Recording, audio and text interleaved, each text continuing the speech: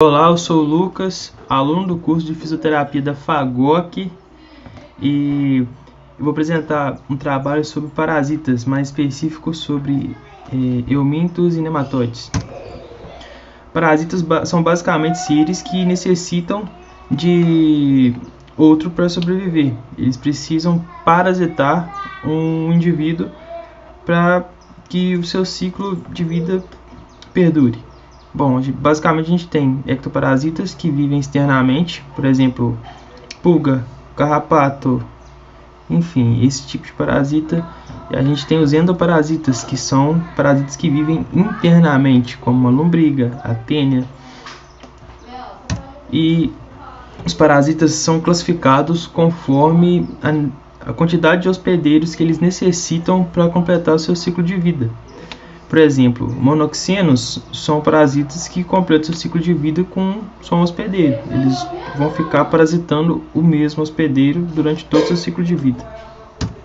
Heteroxenos, eles têm um hospedeiro intermediário, no qual eles ficam até a fase adulta, e na fase adulta eles colonizam o hospedeiro definitivo. E essa transmissão pode ocorrer pela ingestão de carne, enfim, um vetor como um caramujo, não me vem à memória qual o nome do caramujo, mas enfim. E os parasitas, eles têm uma adaptação que para limitar o dano causado ao hospedeiro, porque se o hospedeiro morrer, ele não completa seu ciclo de vida. Então é importante para o parasita o hospedeiro permanecer vivo, apesar de não tão bem assim, né? Porque tem vários sintomas e malefícios que eles trazem para o hospedeiro.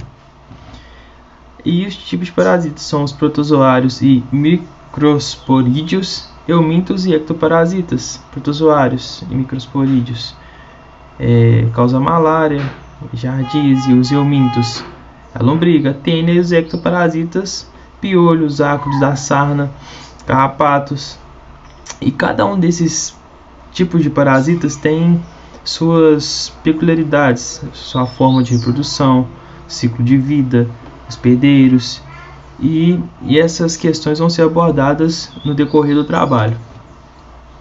Oi gente, meu nome é Eduarda e eu vou falar sobre a reprodução desses parasitas, começando pelos protozoários e microsporídeos. Eles geralmente se reproduzem de forma assexuada, ou seja, eles não precisam de um parceiro com material genético diferente do deles para se reproduzirem.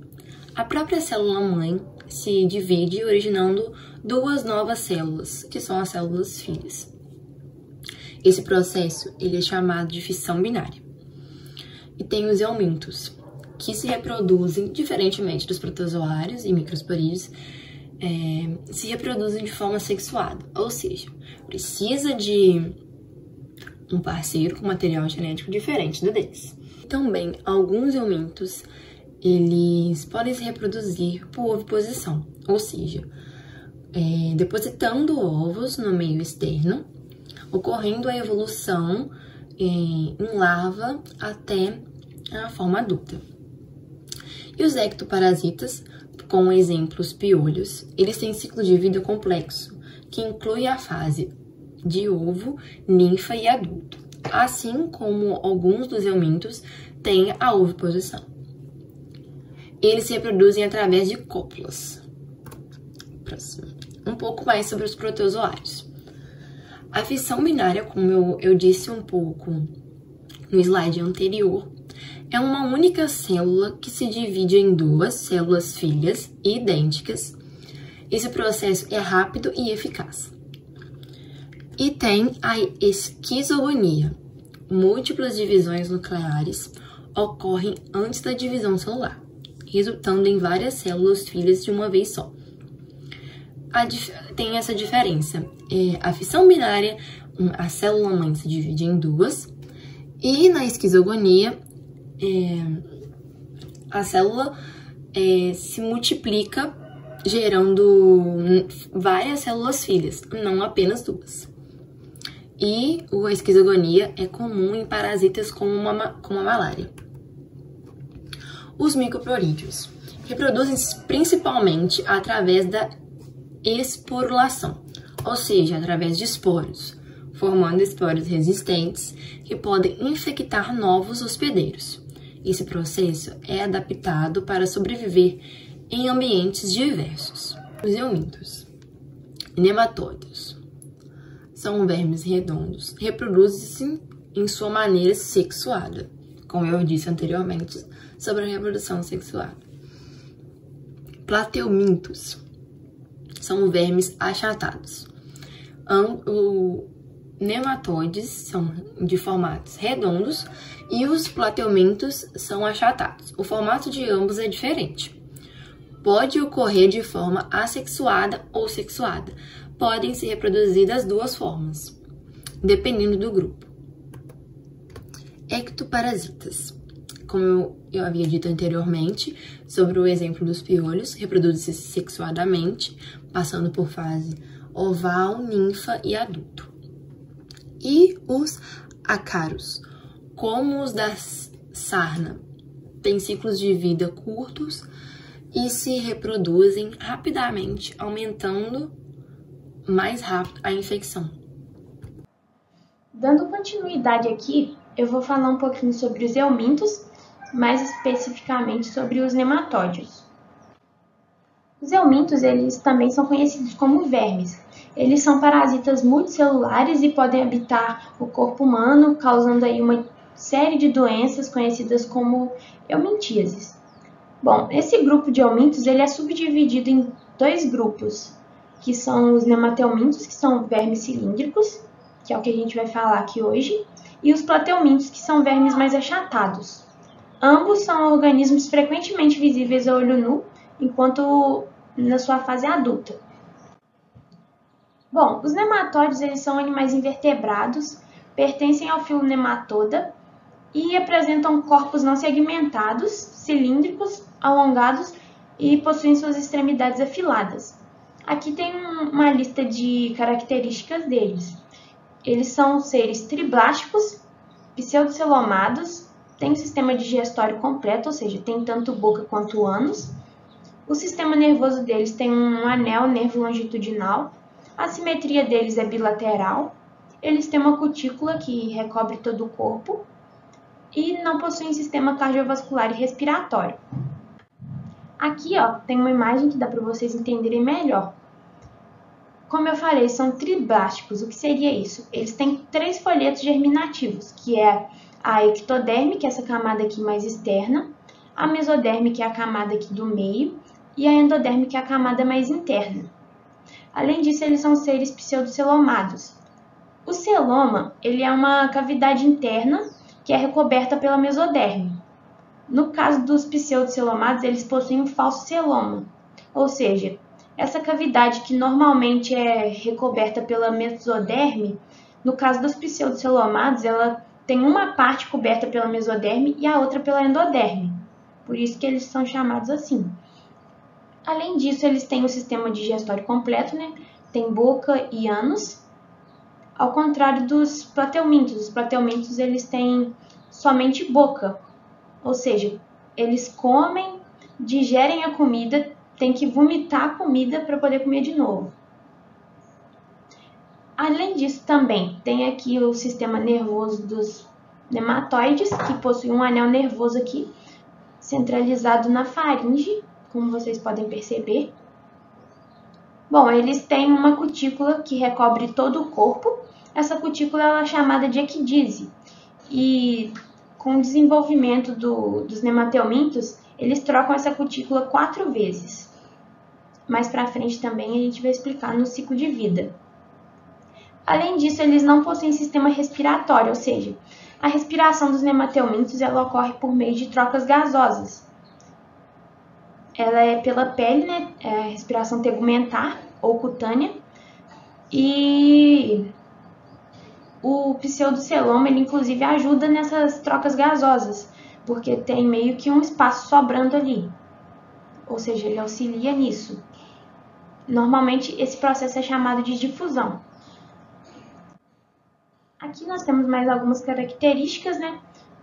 Os nemateumintos, eles possuem uma célula chamada renetes. Essa célula tem formato de H e ela excreta amônia, que é um gás incolor com odor forte. Bom, os nemateumintos, eles não possuem cílios ou flagelos. O que seria isso? No caso, eles são seres pseudópodes. Eles se locomovem por meio da expansão do citoplasma. Bom, a reprodução dos nemateumintos é sexuada, apesar de poder ser também assexuada no caso dos seres hermafroditas. Além disso, normalmente eles são seres dioicos, ou seja, eles têm os sexos distinguidos, tanto o macho quanto a fêmea, e possuem fecundação interna. Bom, as fibras musculares deles são longitudinais e eles podem ser encontrados em diversos habitats, digamos assim. Podem ser marinhos, ducícolas ou terrestres, né? Marinhos no caso de mares, oceanos, né? Porque eles gostam muito de umidade. Terrestres, no caso de seres humanos, né? Eles podem acometer diversos tipos de hospedeiros e também animais, né? Ou plantas. Muitos se alojam também em plantas, nas raízes das plantas, o que acontece frequentemente e acaba atrapalhando muito no plantio e etc. Durante todo esse período, o verme passará por 4 equídeses, que consiste na troca periódica do seu tegumento. Na maioria dos casos, o nematóide, ao sair do ovo, será uma cópia do seu futuro adulto, estando apenas menor em tamanho e com sistema reprodutor imaturo. Com o seu desenvolvimento, ele crescerá em tamanho e se desenvolverá sexualmente.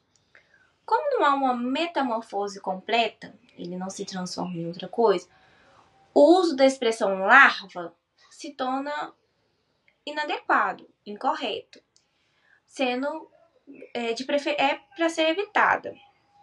Então, tem preferência em usar o estado juvenis, que é a fase dele, né, que ele está imaturo. A duração do ciclo de vida deles pode ser afetada por alguns fatores. Os bióticos, planta ou animal hospedeiro, e os abióticos, que é a temperatura e a umidade. Mas podem variar bastante entre os diferentes grupos de nematóides, ou até mesmo uma espécie e determinado gênero.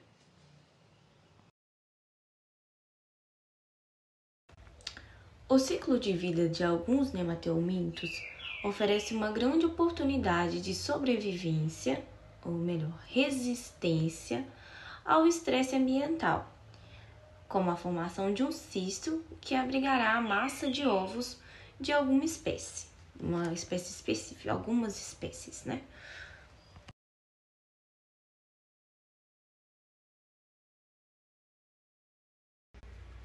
Devido ao processo de crescimento e desenvolvimento de alguns nematóides, eles efetuarão a primeira troca de cutícula dentro do ovo. Manterão a cutícula trocada aderida a uma nova cutícula como forma de proteção, e após uma segunda troca, eles desenvolverão o fenômeno da diapausa ou dormência, até que ocorra um segundo estágio. Afinal, o que é a diapausa? Em que consiste a diapausa? A diapausa é um mecanismo de sobrevivência que ocorre geralmente em estações frias e com ausência de algum hospedeiro. A diapausa ela é o desenvolvimento da dormência nos nematóides e geralmente ela vai ocorrer, que parece, né?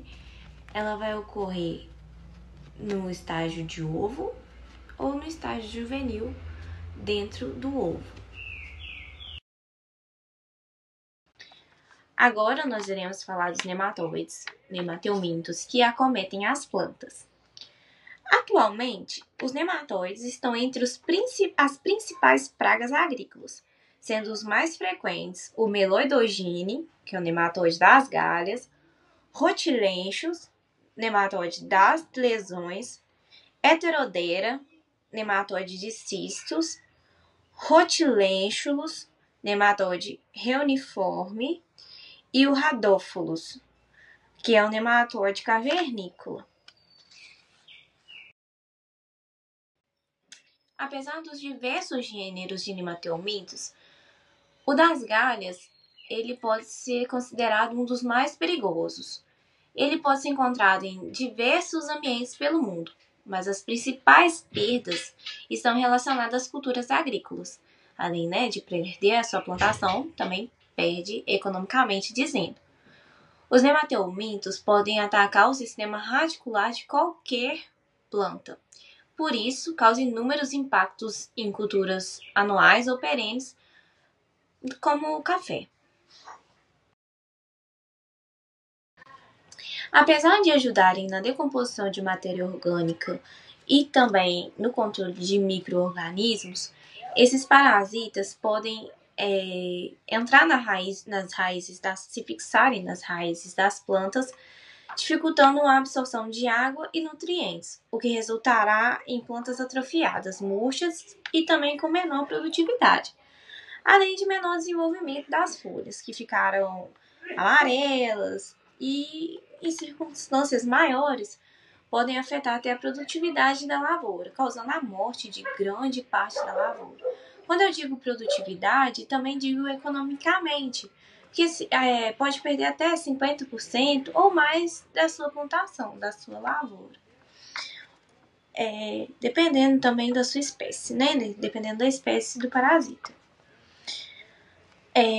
Os meios para poder combater esses nematelmintos pode ser a rotação de cultura, que é alternar a cultura, que não sejam hospedeiras, alternando o cultivo, O uso de plantas resistentes, que eu acho que pode ser mais para plantações em larga escala, em escala maior, que é mudar geneticamente mesmo a produção para tornar elas resistentes, Biocontroladores e também nematicidas. E a forma de se prevenir é a limpeza dos equipamentos e o controle de tráfego do solo. Eu sou estudante de fisioterapia do Unifagos e vou falar um pouquinho sobre os nematelmintos e os animais. Os vermes são mais comuns em animais do que, no caso, seria mais o gênero Ancylostomose e Toxocara. A contaminação pode ocorrer nas seguintes formas: contato de ambientes infectados, ambientes que contêm larvas e o leite materno. Os vermes afetam principalmente o trato digestório do animal.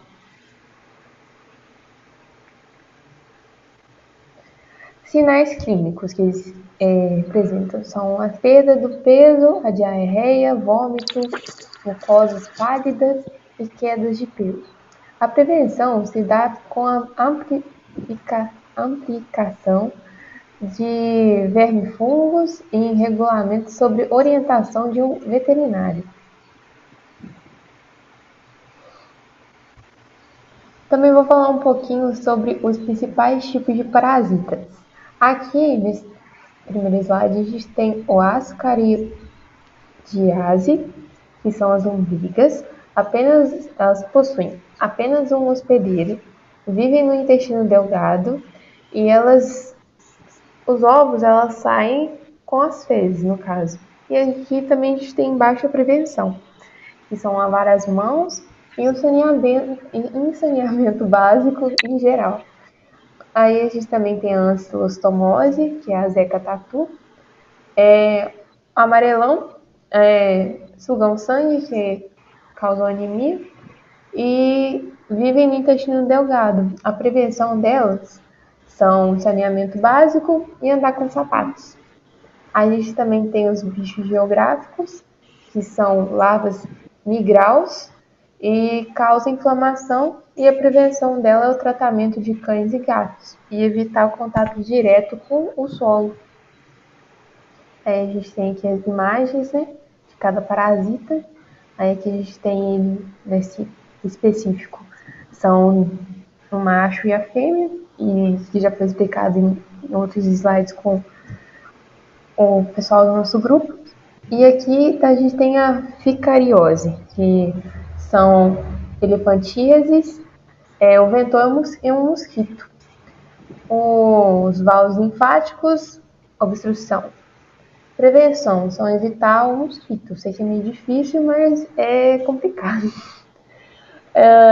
Heterobiose, que são apenas um hospedeiro, eles vivem no intestino grosso e causam prurário anal. A prevenção dele é o tratamento tratar dos doentes, no caso, e não sacudir roupas de cama. Também vou falar um pouquinho sobre o tratamento, né? Os principais medicamentos que eles são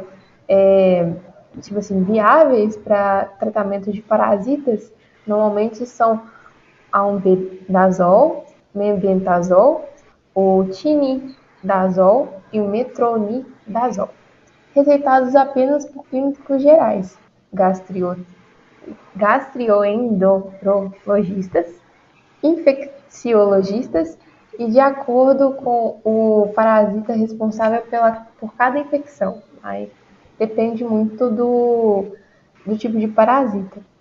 E também a higiene e a prevenção no geral, né? Lavar as mãos regularmente, evitar contato com o solo contaminado, né? Ficar descalço, não pode, colocar o chinelo, e higienizar as verduras e legumes que a gente ingere e o saneamento básico em geral mesmo.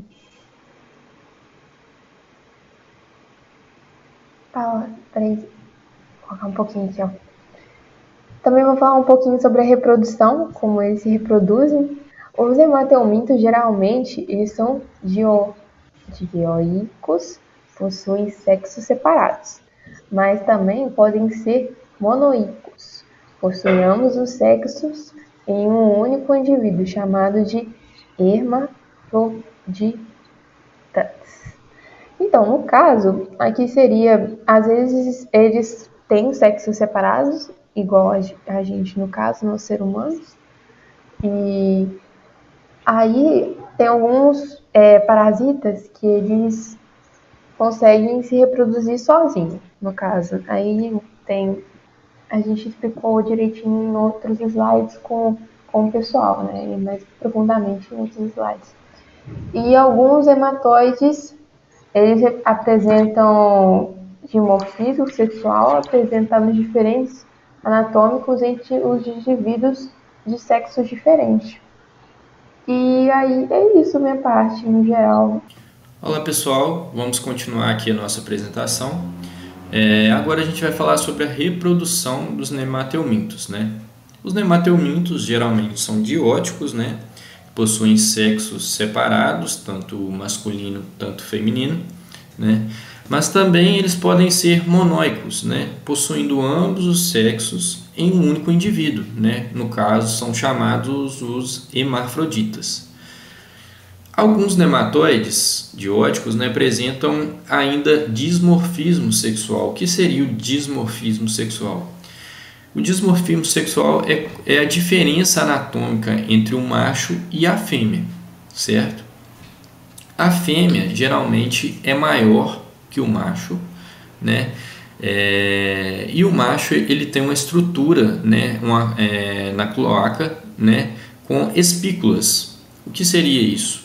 É para facilitar, né, a reprodução do macho com a fêmea, certo? A gente vai ver daqui um pouquinho mais para frente sobre isso.